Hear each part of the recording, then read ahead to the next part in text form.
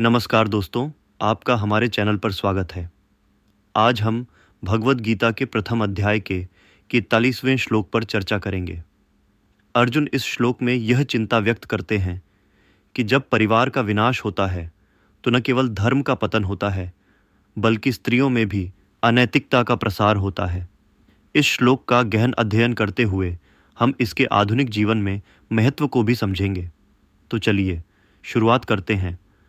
अधर्म आभिभवात् कृष्ण प्रदुष्यन्ति कुलस्त्रियः स्त्रीषु दुष्टासु वार्ष्णेय जायते वर्ण संकरः। अर्थ, हे कृष्ण, अधर्म के बढ़ने पर कुल की स्त्रियां दूषित हो जाती हैं और स्त्रियों के दूषित होने पर वर्ण संकर संतान उत्पन्न होती है। इस श्लोक में अर्जुन यह चिंता व्यक्त करते हैं कि जब धर्म का पतन होता है और अधर्म का वर्चस्व बढ़ता है तो इसका सबसे पहला प्रभाव कुल की स्त्रियों पर पड़ता है। अर्जुन का मानना है कि जब स्त्रियां अधर्म के प्रभाव में आ जाती हैं तो समाज में अनैतिकता और अराजकता फैलती है।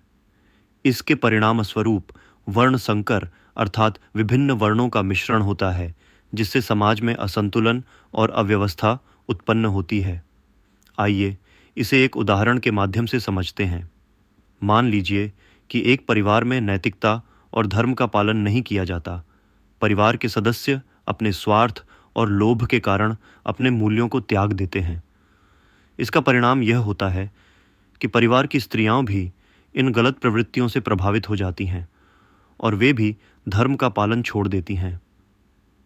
इस स्थिति में परिवार के बच्चों को सही और गलत का भेद नहीं सिखाया जाता और वे भी इसी अधार्मिक वातावरण में बड़े होते हैं। इससे समाज में नैतिक पतन होता है और आपसी संबंधों में दरारें पड़ती हैं। इस उदाहरण से हमें यह समझ में आता है कि समाज की नैतिकता का आधार परिवार है और परिवार की नैतिकता का आधार परिवार की स्त्रियां होती हैं।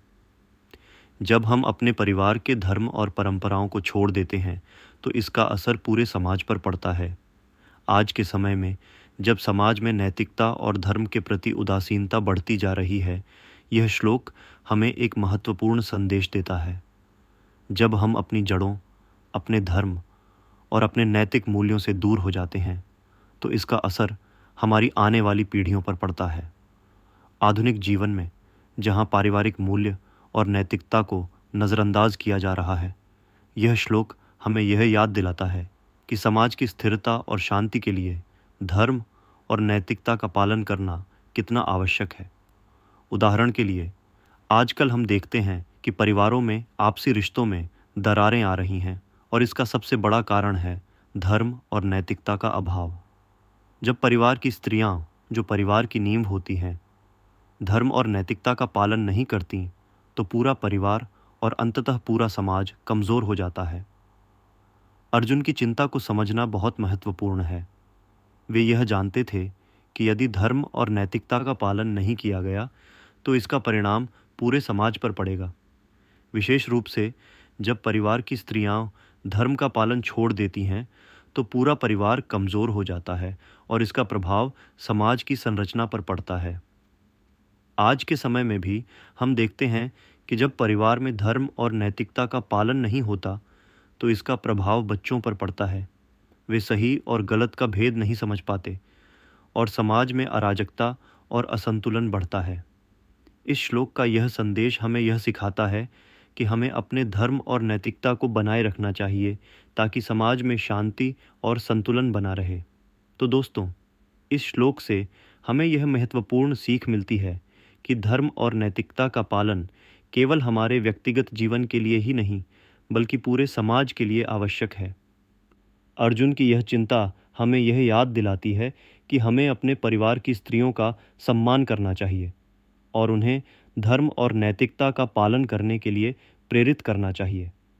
ऐसा करने से हम समाज में शांति और संतुलन बनाए रख सकते हैं।